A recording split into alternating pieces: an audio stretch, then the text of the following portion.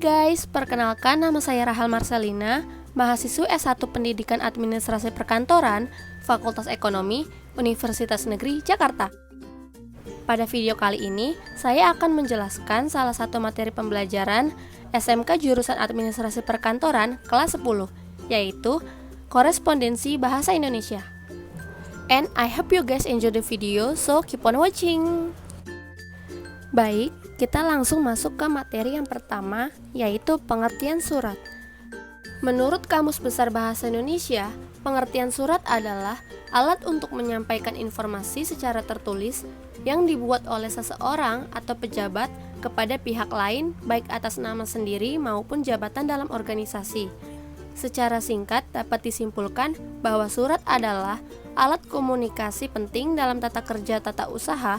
Apabila terjadi hubungan surat-menyurat secara terus-menerus dan berkesinambungan, maka kegiatan ini disebut surat-menyurat atau lazimnya disebut korespondensi. Selanjutnya ada beberapa fungsi surat. Sebagai media komunikasi, dalam hal ini surat dapat berfungsi untuk menyampaikan informasi. Informasi yang dimaksud dapat berupa pemberitahuan, pernyataan, permintaan, penawaran, dan sejenisnya.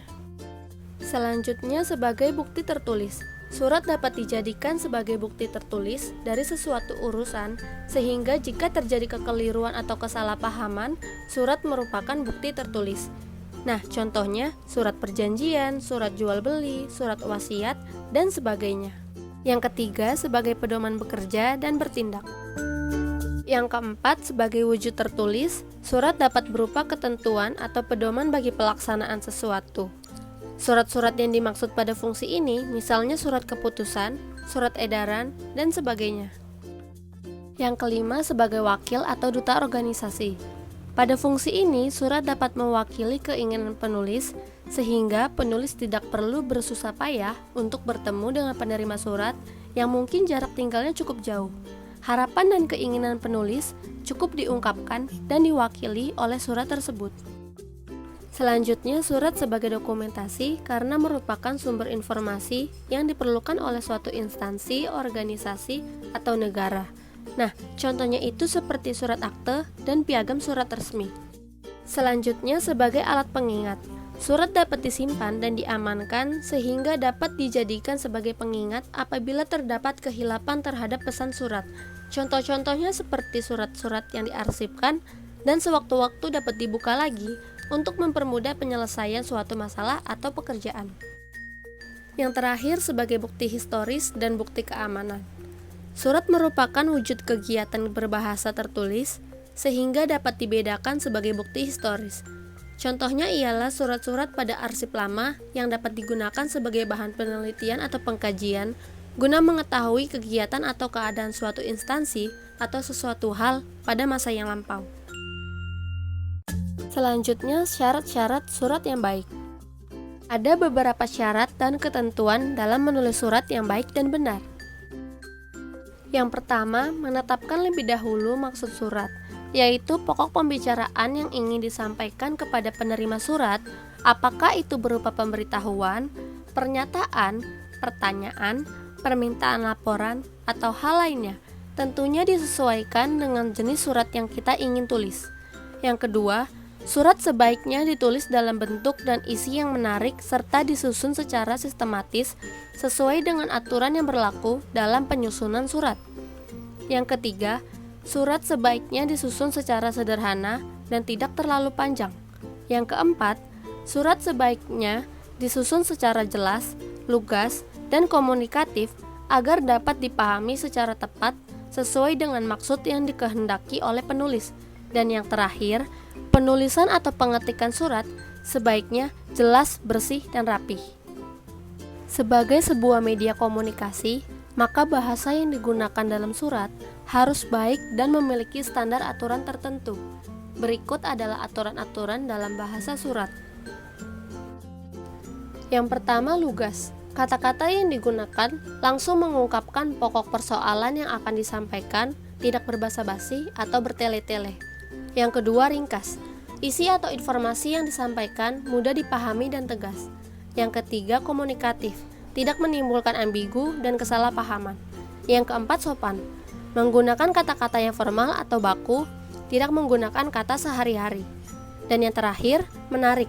Membangkitkan perhatian dan tidak membosankan bagi pembacanya. Berikutnya, bagian-bagian pada surat. Yang pertama, kepala surat atau kop surat. Bagian paling atas dalam surat adalah kepala surat atau yang juga dikenal sebagai kop surat. Kop surat memuat informasi mengenai nama, logo, identitas, dan alamat kantor lembaga pengirim surat. Fungsi kop surat juga penting sebagai media promosi dari lembaga atau organisasi pengirimnya. Bagian kepala surat biasanya terdiri dari nama, logo atau lambang, alamat, nomor telepon, kode pos, dan alamat email, instansi, lembaga, perusahaan, atau organisasi. Yang kedua, tempat dan tanggal surat. Pencantuman tempat dan tanggal surat bertujuan untuk memberi informasi mengenai kapan dan dari mana surat tersebut dikirim. Contoh penulisan tempat dan tanggal surat seperti yang ada di layar. Yang ketiga, nomor surat.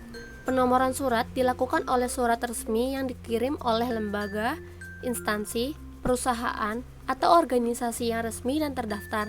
Nah, penggunaan nomor surat biasanya meliputi nomor urut penulisan surat, kode surat, tanggal, bulan, dan tahun penulisan surat. Fungsi nomor surat sendiri untuk memudahkan pengaturan dan penyimpanan surat, serta mengetahui jumlah surat yang dikeluarkan sebuah lembaga. Contoh penulisan nomor surat dapat dilihat di layar. Yang keempat, lampiran. Bagian lampiran merupakan bagian penjelas yang menginformasikan bahwa ada sejumlah berkas atau dokumen yang disertakan dalam surat tersebut. Jika tidak terdapat berkas atau dokumen yang dilampirkan, maka bagian lampiran ditiadakan. Yang kelima, hal atau perihal. Fungsi bagian perihal dalam surat adalah memberi petunjuk pada pembaca tentang kepentingan dan isi pokok dalam surat tersebut. Yang keenam, alamat dalam. Terdapat dua alamat tujuan yang ditulis, yakni alamat luar yang ditulis di sampul surat, serta alamat dalam yang ditulis di bagian dalam kertas surat. Alamat dalam, alamat yang dituju dalam pengiriman surat. Berikut hal-hal yang harus diperhatikan dalam penulisan alamat tujuan surat. Yang pertama, bisa menggunakan kata YTH atau singkatan dari yang terhormat untuk menghormati pihak yang dikirim surat. Yang kedua, bisa menggunakan sebutan bapak, ibu, atau saudara yang diikuti oleh nama orang yang dituju. Yang ketiga, di akhir tiap baris tidak perlu diberikan tanda titik kecuali untuk singkatan. Dan yang terakhir, menuliskan alamat orang atau lembaga yang dituju. Berikut contoh penulisan alamat tujuan surat.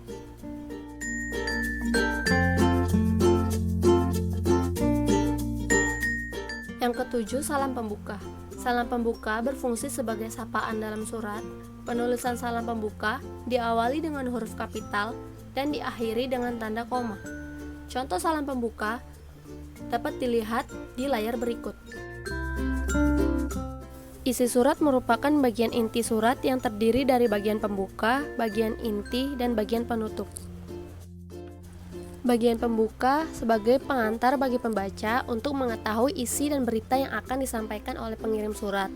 Bagian inti berisi informasi utama dari pengiriman surat, serta bagian penutup berisi penegasan, simpulan, harapan, atau ucapan terima kasih kepada pembaca surat. Selanjutnya, salam penutup merupakan penutup surat yang digunakan sebagai ucapan salam akhir untuk menambah kesantunan dalam berkirim pesan meski tidak harus ada. Penulisannya diawali huruf kapital dan diakhiri oleh tanda koma, sama seperti penulisan salam pembuka. Berikut contoh salam penutup yang ada di layar. Selanjutnya, pada bagian bawah surat harus terdapat nama pengirim beserta tanda tangannya. Nama yang tercantum adalah nama lengkap atau nama terang dari pengirim atau orang yang bertanggung jawab pada pengiriman surat tersebut. Dan yang terakhir, tembusan merupakan bagian surat yang menunjukkan pihak atau orang lain yang berhak mendapatkan surat tersebut.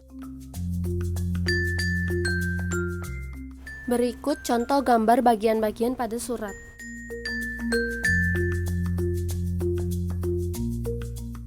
Selanjutnya ada beberapa macam bentuk-bentuk surat.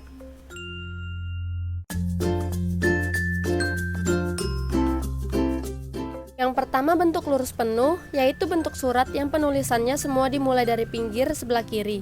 Nah, artinya mulai dari tanggal, kata penutup, sampai kata lampiran yang ditulis di sebelah bawah penulisannya dimulai dari kiri.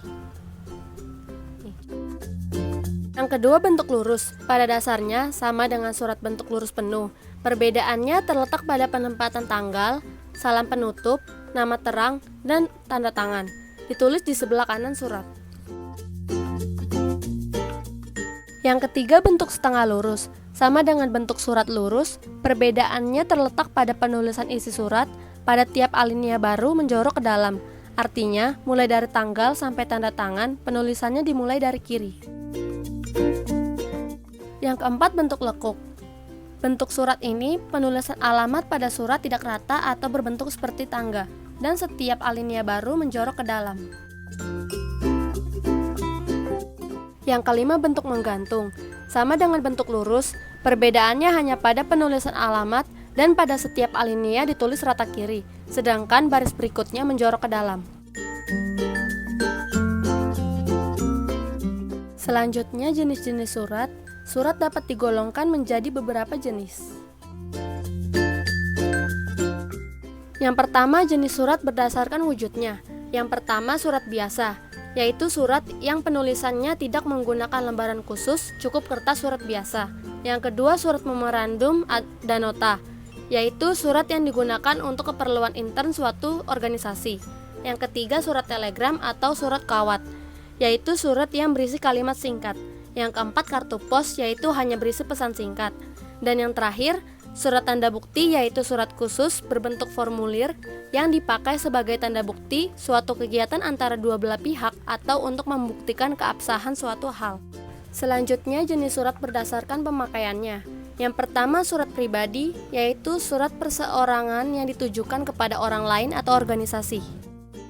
Surat pemerintah, surat resmi yang digunakan oleh instansi pemerintah untuk kepentingan administrasi pemerintah. Surat bisnis atau surat niaga, yaitu surat yang digunakan perusahaan untuk urusan perdagangan atau jual beli yang dibuat oleh suatu badan perusahaan atau perdagangan. Selanjutnya surat sosial, yaitu surat yang dipakai oleh organisasi kemasyarakatan yang sifatnya bukan untuk mencari keuntungan. Selanjutnya jenis surat berdasarkan isi dan maksudnya. Pokok berita di dalam sebuah surat akan menjadi nama surat. Nah, nama surat akan mencerminkan isi atau maksud yang terkandung di dalamnya. Maksud tersebut dapat berupa pemberitahuan, peringatan, pengaduan, penawaran, dan lain-lain. Contohnya itu seperti surat permohonan, surat penuntutan, dan lain-lain. Selanjutnya, jenis surat berdasarkan sifatnya. Yang pertama, surat biasa, yaitu isi surat tersebut boleh diketahui oleh orang lain selain orang yang dituju. Lalu ada surat konfidensial, yaitu isi surat tidak untuk disebarluaskan karena ditujukan untuk kalangan tertentu dan cukup diketahui oleh orang yang dituju. Yang ketiga surat rahasia, surat yang hanya boleh dibuka dan diketahui isinya oleh orang yang dituju. Untuk menjaga keamanan isinya, surat rahasia harus memakai amplop lebih dari satu. Pada amplop surat biasanya dituliskan kata rahasia atau disingkat RHS yang ditempatkan di bagian atas amplop di sebelah kiri atau kanan. Selanjutnya ada jenis surat berdasarkan proses penyelesaiannya. Yang pertama itu surat segera atau ekspres, yaitu surat yang memerlukan penyelesaiannya segera. Yang kedua surat berharga segera atau kilat, yaitu surat yang memerlukan penyelesaian sangat segera. Surat ini harus didahulukan dari surat-surat lainnya. Dan yang terakhir surat biasa, yaitu surat yang diperlakukan secara biasa, tidak diistimewakan. Nah, maksudnya surat ini tidak perlu cepat-cepat dikirim atau tidak harus segera dibalas. Sekian materi pembelajaran kali ini, semoga materi yang saya sampaikan dapat dipahami dan bermanfaat bagi kalian semua. Tetap semangat untuk kita semua, terkhusus untuk teman-teman SMK jurusan administrasi perkantoran dimanapun kalian berada. Seperti kata Imam Syafi'i, barang siapa tidak mau merasakan pahitnya belajar, ia akan merasakan hinanya kebodohan sepanjang hidupnya. Terima kasih.